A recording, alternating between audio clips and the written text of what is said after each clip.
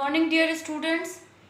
हमारा topic Lewis का आर्थिक विकास का मॉडल हम डिस्कस कर रहे थे और इसके पहले वीडियो में मैंने आपको ये बताया था कि आर्थर लुईस ने द्वैत अर्थव्यवस्था के बारे में अपना विकास का मॉडल दिया, इकोनॉमिक डेवलपमेंट का मॉडल दिया है। तो मैंने आपको द्वैत अर्थव्यवस्था का अर्थ बताया था, जिसमें ये बताया था कि द्वैत अर्थव्यवस्था का मतलब ये होता है कि एक ही अर्थव्यवस्था या एक ही कंट्री में दो समानांतर आर्थिक क्षेत्र एक साथ चलते हैं, जिसमें एक जीवन निर्वाह क्षेत्र होता है, दूसरा पूंजीवादी क्षेत्र होता है। जीवन निर्वाह क्षेत्र में श्रम की पूर्ति असीमित होती है, जबकि पूंजीवादी क्षेत्र में या औद्योगिक क्षेत्रों में श्रम की पूर्ति कम होती है। औद्योगिक क्षेत्रों में श्रमिकों को मिलने वाला वेतन अधिक होता है, जबकि जीवन निर्वाह क्षेत्र में श्रमिकों को मिलने वाला वेतन कम होता है। जीवन निर्वाह क्षेत्र में जैसे कृषि कार्य जैसे कार्य होते हैं, जहाँ पर सिर्फ खुद के खाने के लिए या उपभोग के लिए ही प्रोडक्शन का कार्य होता है, अधिक से जो संचय होता है वो नहीं होता है। तो इस तरीके से मैंने आपको डिस्कस किया था दोनों अर्थव्यवस्थाओं के बारे में।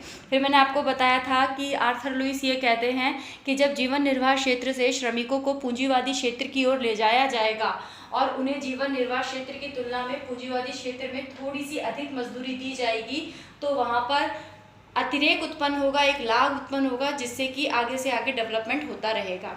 तो सबसे पहले हम डेवलपमेंट कैसे होगा उसके ग्राफ के बारे में बाद में चर्चा करेंगे।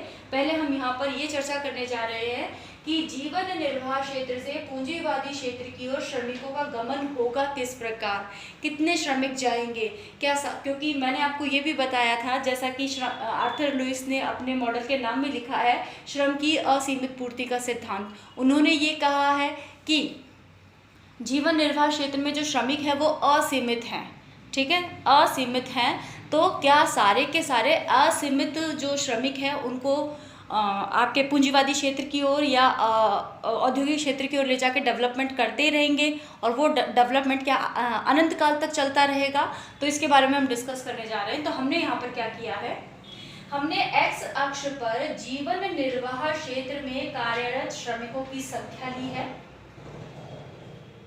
वाई अक्ष पे जीवन निर्वाह क्षेत्र के श्रमिकों की, पूंजीवादी क्षेत्र के श्रमिकों की बात हम कर ही नहीं रहे। जीवन निर्वाह क्षेत्र के जो श्रमिक हैं उनकी सीमांत उत्पादकता को लिया है वाई अक्ष पे। जीवन निर्वाह क्षेत्र में जो श्रमिक काम करते हैं उनकी मजदूरी दर को लिया है और श्रम का पूर्ति वक्र भी लिया है। आप लोगों को फर्स्ट ईयर में हम पढ़ा चुके हैं, आप लोग पढ़ चुके हैं कि जिन वस्तुओं की पूर्ति असीमित होती है या जिन वस्तुओं की मांग असीमित होती है उनका पूर्ति वक्र या मांग वक्र एक्स अक्ष के समानांतर ही बनेगा। तो यहाँ पर जीवन निर्वाह क्षेत्र में श्रम की पूर्ति असीमित है। इसका मतलब ये है कि एक निश्चित मजदूरी दर तय हो गई है जो कि OSW है। इस तरीके से लिखेंगे, निश्चित मजदूरी दर तय हो गई है जो कि कितनी है, OSW है, जो किसके लिए है, जीवन निर्वाह क्षेत्र के लिए ये तय मजदूरी दर है। इस मजदूरी दर पे जीवन निर्वाह क्षेत्र में कितने भी श्रमिकों को काम में लिया जा सकता है, चाहे श्रमिकों की मात्रा यहाँ ली जाए या आगे तक बढ़ा दी जाए, कोई फर्क नहीं पड़ेगा। तो जीवन निर्वाह क्षेत्र में ये श्रमिकों का पूर्ति वक्र है और जीवन निर्वाह क्षेत्र में दी जाने वाली मजदूरी दर OSW है। क्लियर? अब बात करते हैं हम इस रेड वाले वक्र की।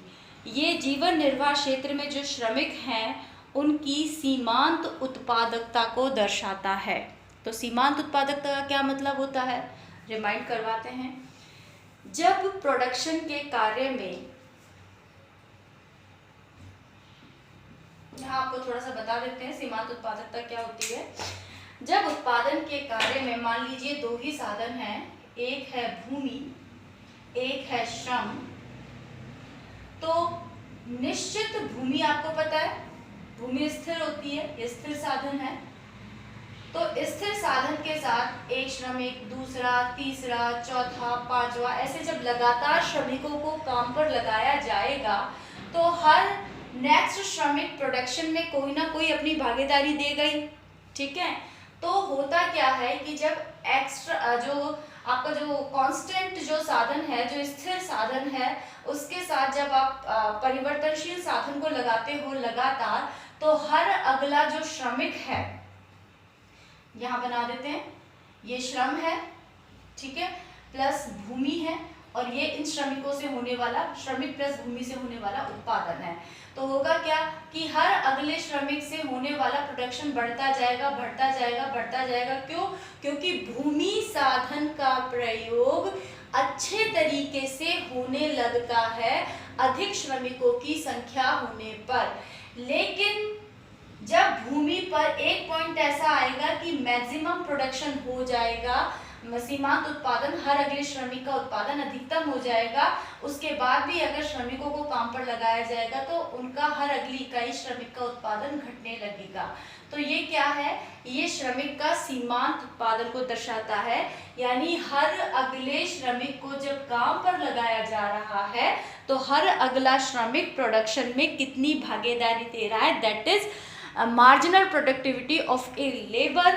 तो यहाँ पर हमने मार्जिनल प्रोडक्टिविटी का जो ग्राफ है रेड कलर का बताया है, सेम वही बात है जो छोटा ग्राफ यहाँ पे बनाया था हमने, कि जैसे जैसे जीवन निर्वाह क्षेत्र में श्रमिकों की संख्या काम के लिए बढ़ाई जाएगी, फिर बोल रही हूँ अभी हम जीवन निर्वाह क्षेत्र की ही बात कर रहे हैं, श्रमिकों की संख्या काम के लिए बढ़ाते जाएंगे, तो जीवन निर्वाह क्षेत्र में पहले तो हर अगली जो भी श्रमिकों को लगाया जाएगा, पहले राम को लगाया, फिर श्याम को लगाया, फिर मोहन को लगाया, फिर गिरधारी को लगाया, फिर पवन को लगाया, तो ये जितने भी व्यक्ति हैं ये प्रोडक्शन में बढ़ाते जाएंगे, उनका हर अगले का प्रोडक्शन पिछले से ज्यादा होगा और ज्यादा होगा। जैसे और अच्छे से बताऊं आपको, मान लीजिए पहले रामू को लगाया, फिर श्यामू को लगाया, फिर गोपू को लगाया, तो होगा क्या? राम को लगाया तो राम 10 इकाई उत्पादन कर पाएगा अकेला, शाम को लगाया तो वो 15 कर देगा, गोपू को लगाया तो वो 20-25 कर देगा। तो हर अगली इकाई ज्यादा प्रोडक्शन देना शुरू करेगी, लेकिन ज्यादा प्रोडक्शन देने का कार्य एक सीमा तक ही रहेगा, उसके बाद हर अगली इकाई से होने वाला प्रोडक्शन गिरता जाएगा। तो ये हमें श्रम की सीमांत उत्पादकता में दिख रहा है। अब प्रश्न यह उठता है कि आर्थर लुईस के अनुसार यहाँ से कितने श्रमिकों को उठाकर पूंजीवादी क्षेत्र की ओर ले जाया जाएगा, कितने श्रमिकों को ले जाएंगे? तो उसके लिए उन्होंने कहा है अतिरेक श्रमिकों को जीवन निर्वाह, अतिरेक यानी एक्स्ट्रा जो श्रमिक है, पहले तो सबसे पहले बात करता है कि जो एक्स्ट्रा है उन्हीं को ही उठाओ, यहाँ से सारों को नहीं उठाना है। जो अतिरेक श्रमिक है, जो एक्स्ट्रा श्रमिक है, उनको ही पूंजीवादी क्षेत्र की ओर ले जाया जाएगा प्रोडक्शन के कार्य के लिए। और अतिरेक श्रमिकों का निर्धारण कैसे होगा? वो ये कहते हैं कि जिन श्रमिकों की सीमांत उत्पादकता उनको दी जा रही मजदूरी दर से कम है, उनको ही ले जाया जाएगा। और क्लियर करें, एक तो दी जा रही मजदूरी है और एक है श्रमिक की सीमांत उत्पादकता। ठीक है, मजदूरी भी 100 दी मिल रही है और वो जो प्रोडक्शन करता है श्रमिक, उसके प्रोडक्शन की वैल्यू भी 100 है। मजदूरी 100 है, भाई मजदूरी तो निश्चित ही है, OSW, मजदूरी 100 रुपए है, काम किया 90 रुपए का। तो ऐसे श्रमिक को क्यों जीवन निर्वाह क्षेत्र में रखा जाए? क्यों ना ऐसे श्रमिक को एक्स्ट्रा मानकर उसे पूंजीवादी क्षेत्र की ओर ले जाया जाए? तो मजदूरी दर ज्यादा है, मार्जिनल प्रोडक्टिविटी कम है, तो क्या होगा? इस शर्त के अनुसार जो एक्स्ट्रा की कैटेगरी में आएंगे उनको यहां से उठाकर पूंजीवादी क्षेत्र में प्रोडक्शन के कार्य के लिए ले जाया जाएगा। अब हम यहाँ पर चर्चा करें ग्राफ में देख के कि कौन से हैं ऐसे श्रमिक, यानी पैसा तो ज्यादा ले रहे हैं और काम कम कर रहे हैं, तो उनकी यहाँ पर जरूरत नहीं है, वो एक्स्ट्रा हैं, तो उनको उठाकर पूंजीवादी क्षेत्र की ओर ले जाया जाए। तो हम यहाँ पर चर्चा करते हैं। देखिए, सबसे पहले बात करते हैं,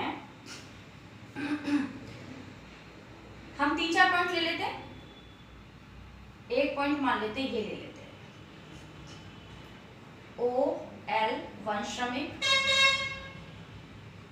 एक पॉइंट ले लेते हैं OL 2 श्रमिक, एक पॉइंट ले लेते हैं O तो लिखा हुआ है L3 श्रमिक। ठीक है, तो सबसे पहली बात इस ग्राफ का मतलब ये है कि जब OL1 श्रमिक, ये श्रमिकों की मात्रा है, जब OL1 श्रमिक काम कर रहे हैं जीवन निर्वाह क्षेत्र में, तो हम क्या देखते हैं कि OL1 श्रमिक के इस पॉइंट पे क्या है कि जितना ही SW की मात्रा है उतना ही उसकी मार्जिनल प्रोडक्टिविटी है। तो क्या इससे आगे के श्रमिकों को ले जाया जाए? पर अगर आप आगे देखते हैं तो क्या देखते हैं कि OL1 श्रमिक से आगे के श्रमिक पर हम गौर करें तो यहाँ पर मजदूरी को दिखाने वाली जो रेखा है ब्लैक कलर की, या जो पूर्ति रेखा है, वो तो नीचे रह गई। मार्जिनल प्रोडक्टिविटी का ग्राफ ऊपर है, तो इसका मतलब यहाँ पर जहां तक मजदूरी की रेखा नीचे है, मार्जिनल प्रोडक्टिविटी की रेखा ऊपर है, तो इसका मतलब इस एरिया में, इस पूरे एरिया में क्या स्थिति है कि मार्जिनल प्रोडक्टिविटी ज्यादा है और आपकी जो वेज रेट है वो क्या है, कम है। तो इन श्रमिकों को तो नहीं रहने दिया जाएगा, क्योंकि ये अच्छा काम कर रहे हैं। क्या अच्छा काम कर रहे हैं? जितनी मजदूरी दी जा रही है उससे ज्यादा प्रोडक्शन कर रहे हैं, तो इनको तो यही रखा जाएगा। तो बात करते हैं इस पॉइंट की, जिसका नाम हम रख देते हैं पॉइंट बी। पॉइंट बी के बाद या श्रमिकों की OL3 संख्या के बाद हम देखते हैं कि यदि OL3 के बाद भी श्रमिकों को जीवन निर्वाह क्षेत्र में काम पर रखा जाएगा तो मार्जिनल प्रोडक्टिविटी तो गिर रही है, गिरते गिरते जीरो होके ऋणात्मक हो गई है, जबकि उनको दी जाने वाली मजदूरी तो बहुत ऊपर रह गई है।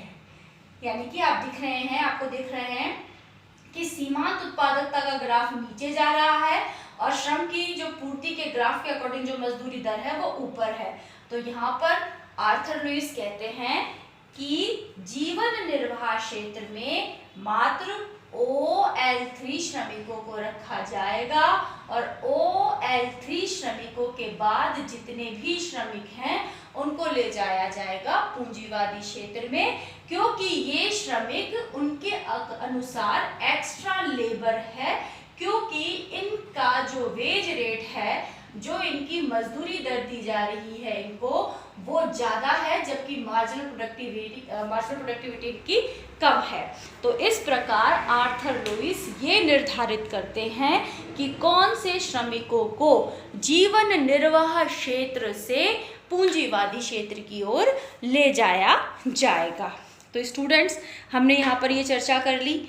अब हम जो तीसरा वीडियो बनाएंगे इस टॉपिक का, उसमें ये चर्चा करेंगे कि जब ये एक्स्ट्रा श्रमिक उठकर पूंजीवादी क्षेत्र की ओर जाते हैं तो वहाँ पर ये किस प्रकार अतिरेक उत्पन्न करके आर्थिक विकास को लाते हैं। इसके बारे में हम नेक्स्ट या थर्ड वीडियो में चर्चा करेंगे। Thank you very much.